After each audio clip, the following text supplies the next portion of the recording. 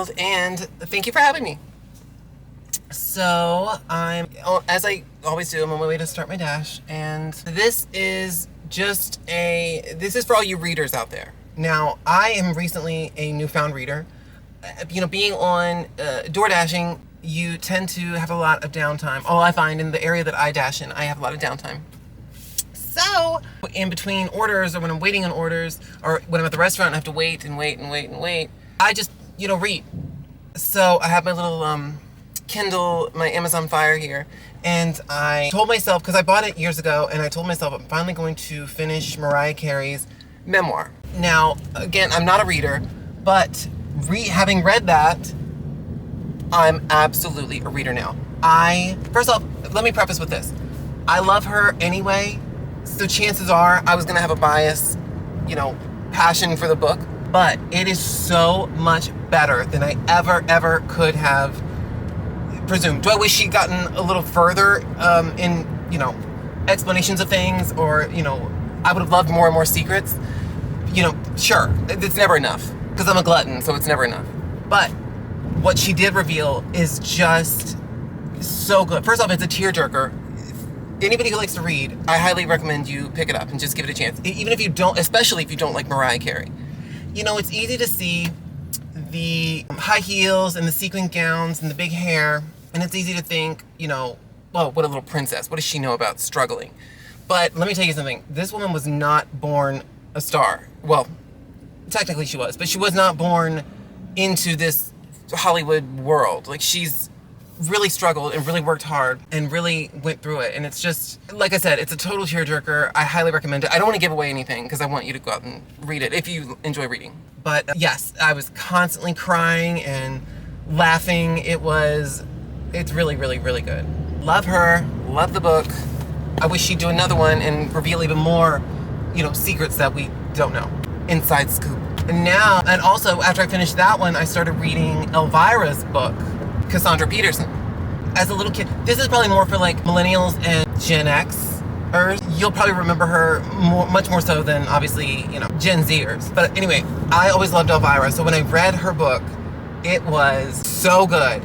Mariah's was really good in a sense that it was deep and more serious and emotional. And I love stuff like that. Cassandra Peterson's is more, it was deep and personal as well, obviously, but it was really lighthearted and colorful as well. It was much more exciting. She really she lived a whole lifetime of cool experiences even before she was like 20 years old. Really impressive woman. And I've always known she was beautiful and captivating, but now I know she's so much more. And anyway, I highly recommend anybody out there who hasn't read it. If you are a reader and you like memoirs, that's really a good one. And now I'm in the middle of Pamela Anderson's memoir. I love Pamela Anderson. All of the 1990s Playboy playmates, I always loved. I always loved Carmen Electra. I used to work out to her striptease aerobics. She is everything. Love Carmen Electra. I remember her back in the 90s. Millennials, I know you'll remember this. She replaced Jenny McCarthy, who I always loved too, but lately she's gotten a little weird. But anyway, I always loved Jenny McCarthy too, but back to Carmen. She replaced her on Singled Out. There was like a dating show on MTV called Singled Out, and it was such a good show. I used to love that show. So anyway, I love Carmen, love her workout DVDs. But back to Pam. Pamela I grew up watching, I didn't have cable growing up, so I was at the mercy of whatever regular television would provide to me. I loved watching TV as a kid. You can't do anything else. I would just catch Baywatch. I was lucky enough to catch Baywatch on TV sometimes, and I always loved Baywatch. That's where I first saw Pamela Anderson, because she used to play CJ. Loved her. She was like the sexy assistant.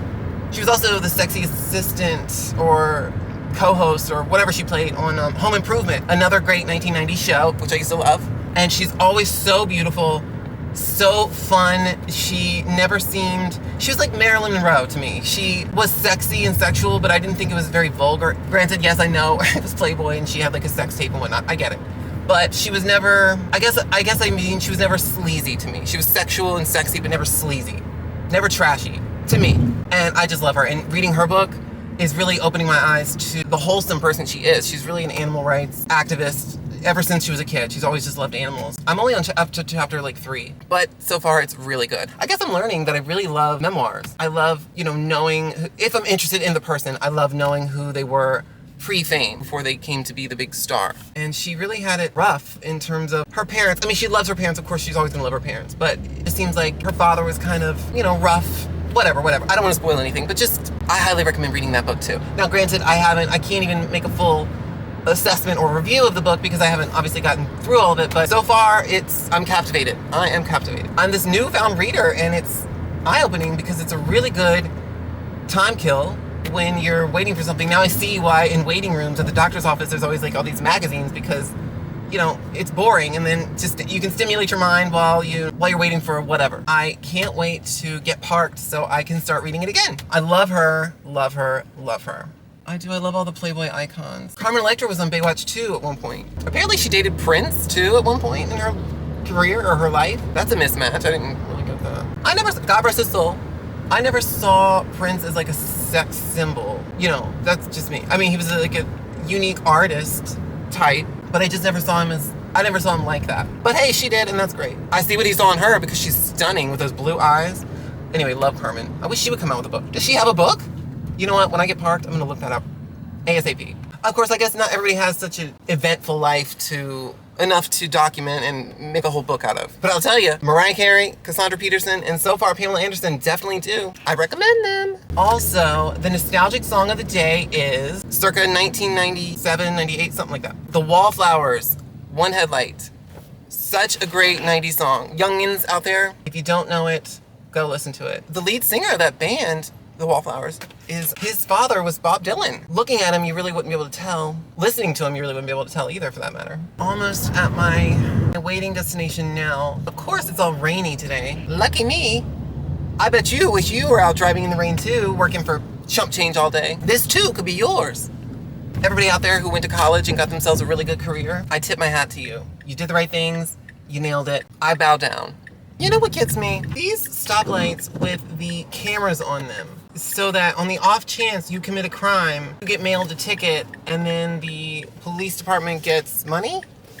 Well, you have to pay them so they get money. I don't like that. I did recently have to pay one because I did run a red light. Yeah, I'll say it. All right? I'm a hellion. Okay?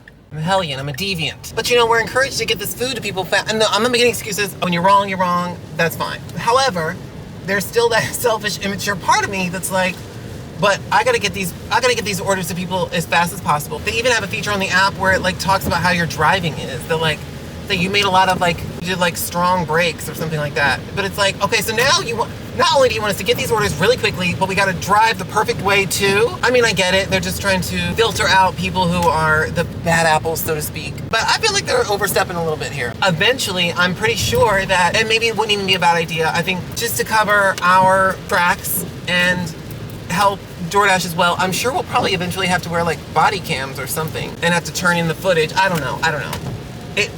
It would be a little ridiculous, but then again, at the same time, it would kind of be smart, because then DoorDash could see that we're not just BSing. We could also have proof in case we deal with issues at the restaurant or with a customer. Sometimes we have issues with customers. Sometimes customers will be deliver it to the back door. The back door? Absolutely not. It's scary enough having to go to the people's front doors, but at least, you're in view of potential witnesses. So I'm not sneaking around anybody's back door, dropping anything off. Forget it. I heard something, one of my clients sent me a story. My client sent me a video of this woman talking about some other woman who DoorDashes, and that she was supposed to deliver to some sketchy apartment, and it wasn't the woman that she thought she was delivering to. It was some big scary guy. She runs, he's chasing her. She thankfully got away, but apparently the cops said this kind of thing happens all the time. Well, in that area, in that location. And I do have another client, she's a cop, and every time I do her hair, she's like, have you gotten your concealed carry yet? You gotta be careful out there. I feel bad for cops in a way, because in this situation, for this instance, I feel bad because they're constantly aware, hyper aware, firsthand, the aftermath of dangerous situations. And so they're constantly inundated with this information and these statistics and these facts. So they do have this, I don't want to say bias, but they do have this knowledge that we're thankfully sheltered from, because we hopefully don't want to live those, types of lives where we're constantly exposed to this crime and whatnot. So I do feel bad for them because I feel like they would probably be in a constant state of paranoia. I mean, I already am anyway, and I'm just a hairstylist and delivery driver. As far as I'm concerned, everyone's trying to kill me. Everyone's out to get me, and everyone's trying to kill me. Such a negative Nancy Debbie Downer. I always expect the worst because I always want to be ready for the worst case scenario.